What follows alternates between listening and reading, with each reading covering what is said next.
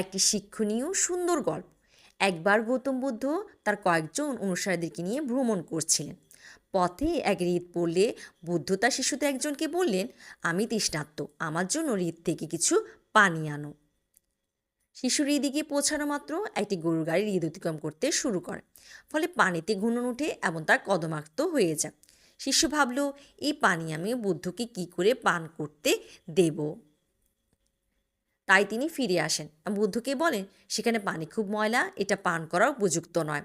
প্রায় আধা ঘন্টা পর বুদ্ধ আবার এক শিশুকে যেতে বলেন লেকের দিকে।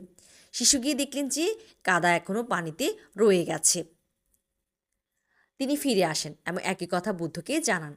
কিছুক্ষণ পরে আবার বুদ্ধ শিশুকে পানি আনতে যেতে বললেন।